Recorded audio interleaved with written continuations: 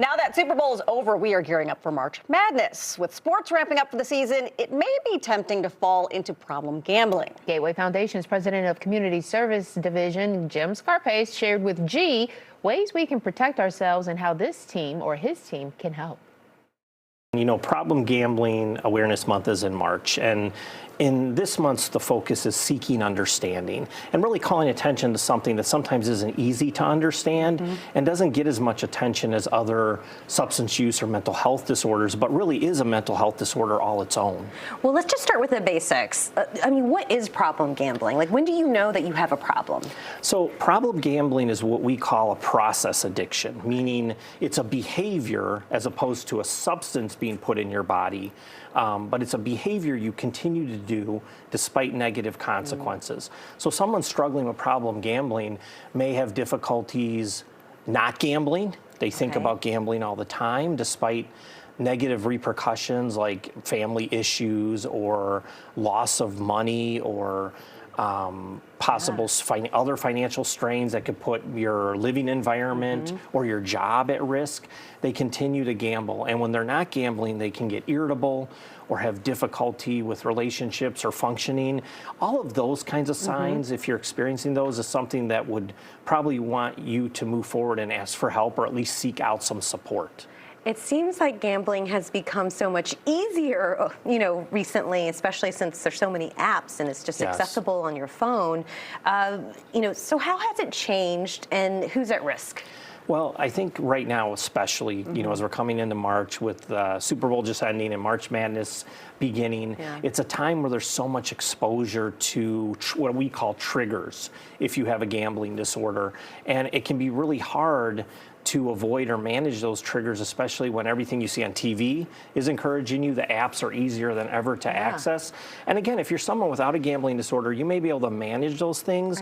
But if you have a gambling disorder, which is a diagnosable disorder and we've known for years impacts the brain similar to substance use disorder, where the brain starts to have the sort of thoughts around gambling. You start convincing yourself that despite negative consequences, this next time might be the time that changes everything, and that cycle continues. It can be a very difficult cycle to break without help. And we were talking about triggers. I think about all the temptations. I mean, there's celebrities encouraging you to gamble. On top of that, a lot of times you're offered free money to start gambling. So you think, oh, there's no risk here because it's not even my money I'm gambling with. Right, and it can be very difficult to stop without help. We know the brain can heal just like it can heal from substance use disorders if you can stop the behavior. But the difficult thing with process addictions is it's something that you can do day to day that's easily accessible to you.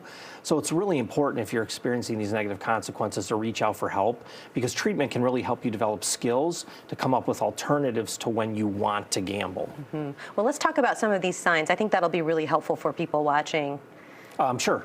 So I think, like we talked about a little bit earlier, really having a difficult time not thinking about something other than gambling, starting to experience symptoms like depression or anxiety when you're not participating in that activity, having strained family relationships, or people telling you, you're losing too much money, we're really worried about your behavior around gambling. That's another telltale sign. What if you're lying to loved ones? I'm guessing hiding it, lying about it, absolutely. All of those things really should have you take a second look at your situation. And most importantly, just reach out and ask some questions about what you can do to get the support you need to manage that issue.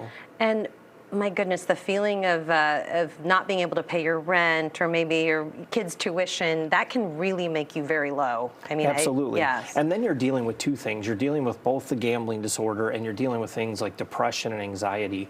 The good news is at Gateway Foundation, we have programs, we have a virtual program right now that can help you manage all of those things. So you don't even necessarily have to come into one of our treatment centers. You can reach out, and our staff, our medical and clinical staff, can reach out to you and provide you the services you need, not only to manage your gambling difficulties or problems, but also maybe the mental health disorders that go along with it. Love that there's virtual resources as well. That's so Yes. great. And for someone watching at home, if there's somebody that they're concerned about in their family or a friend, what's the best way to approach them? First and foremost, be genuine and sincere.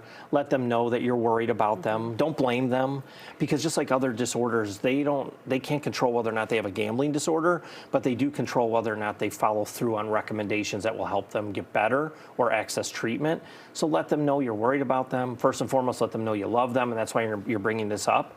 And most importantly, this is not who they are, that this is something that they can manage. And recovery from gambling disorders, just like recovery from substance use disorder, is possible.